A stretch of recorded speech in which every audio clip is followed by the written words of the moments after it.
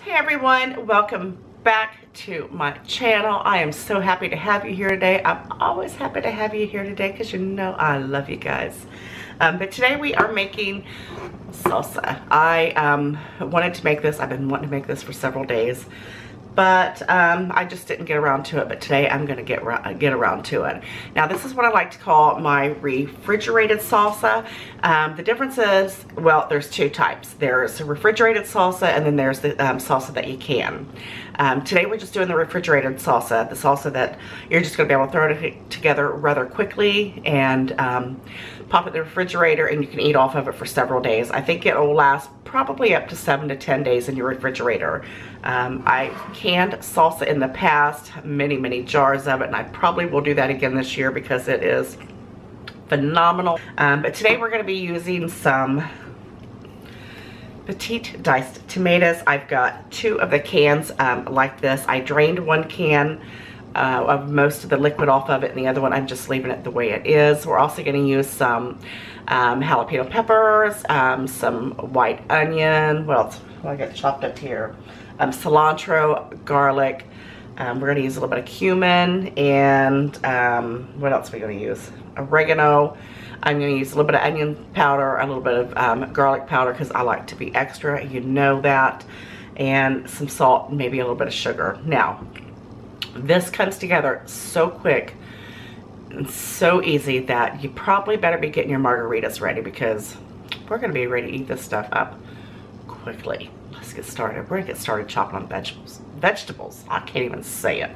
The vegetables first. Let's get started.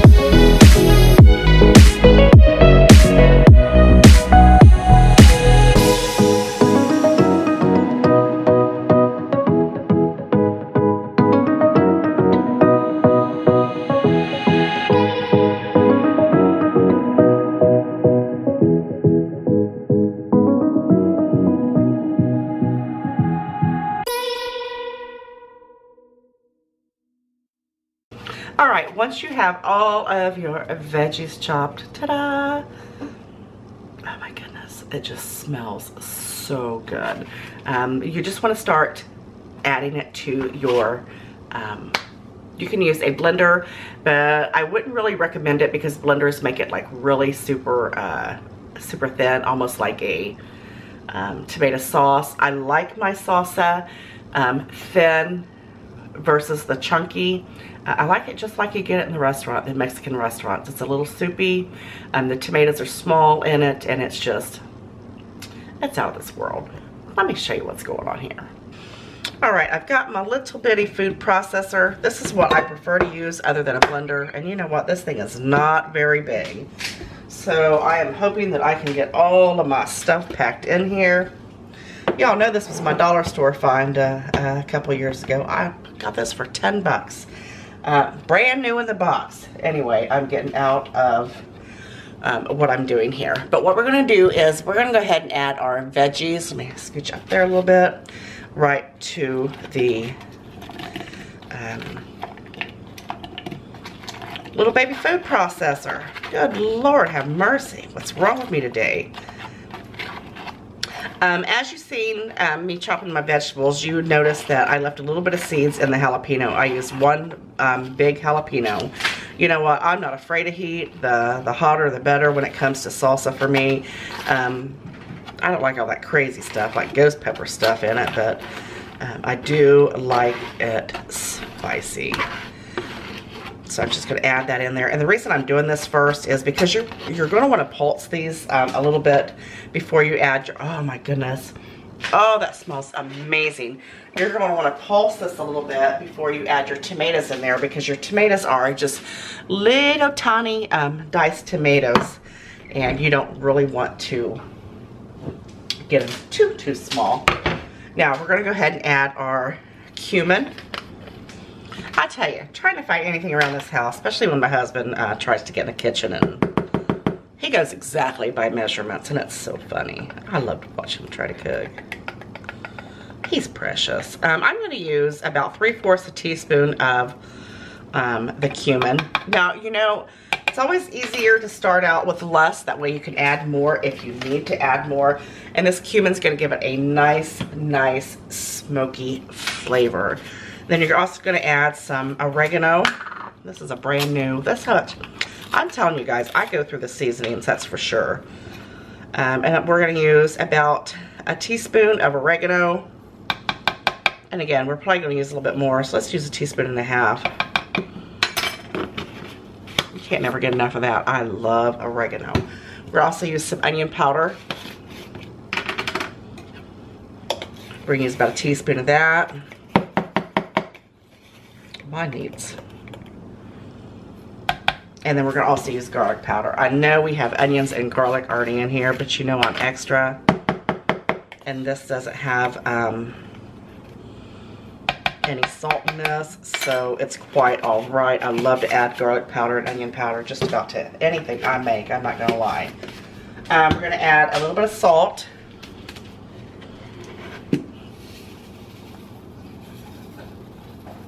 And then we're gonna also add just a couple pinches of sugar. My dog's taking a drink of water. This is gonna balance out the tomatoes. You know, because they're quite acidic. And then we're just going to pulse this until all of this is, you know, just a couple times till it's nice and broke up a little bit. And then we're going to continue pulsing it once we add the tomatoes.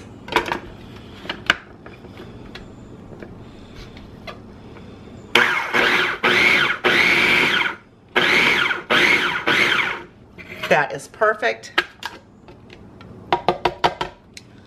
Just a couple pulses and it gets right to the consistency that I like. Look at all that cilantro in there. You know what? I love cilantro. We're going to go ahead and add our tomatoes. Lord have mercy. I hope I have enough room for both of them, but I think we'll be all right. Don't you? And then we're going to add our second can of tomatoes. We might have to do this in, you know, little increments here. Like half tomato increments. I think we're going to be fine. I think we're going to be fine.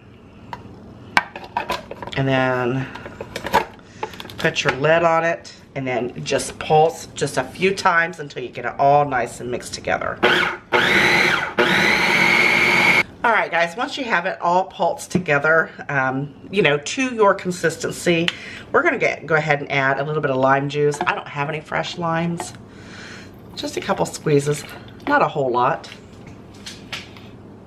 And then we're just going to pulse it one more time. just to mix it together. All right, that is perfect. Oh my goodness, it smells so good. I want you to look at that. Can you see that salsa? Look, look, look. That smells amazing. We're gonna pour this out into a bowl or a serving bowl. Let me find one. And then we're just gonna pour it right in our bowl. Oh my goodness, this looks amazing. We're gonna get all of that off there. Now, I am gonna give this a quick taste. Let me give it a stir around to see if we need any additional salt, because at this point, you've already got it pulsed to the consistency, or I do, that the consistency that I like. So if we need to add any extra ingredients, we can just, you know, stir it together there. Let me taste this. Oh my. I would not change a thing. I am telling you what, you guys. Some of the most simple things you can make in just a matter of minutes, and this is one of them. I'm gonna go grab some chips and we're gonna dig in. You know that stuff is good if you don't even clean up before you start digging into this stuff, and I didn't. I got those all everywhere. I'm using some Tostitos. I'm using the scoops. Look at that, the scoops. I'm gonna load that baby up. I wanna tell you something first.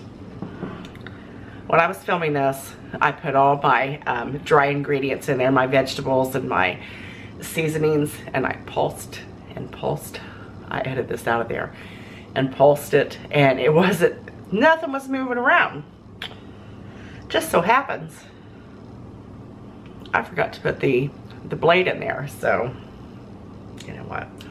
If you guys knew all the little quirky things I do here that I have to edit out, I could do a whole set of videos on. All right, let's give this a try. Going in for the dip. Look at that. That is why I like the scoops. Like, you can just load that right up with that. Kind of like little soup bowls. You know what I'm saying? I was getting ready to blow it. I'm so used to blowing everything here. So now we're just gonna try it. Whole food.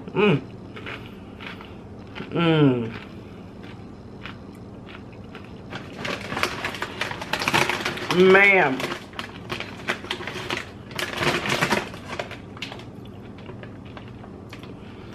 I can't even tell you.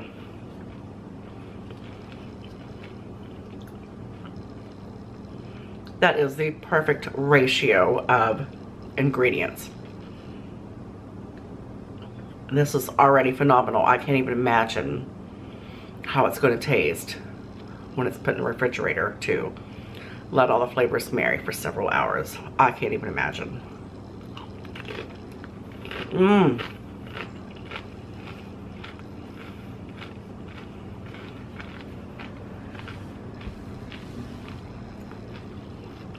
Lord help us all. Let me tell you something.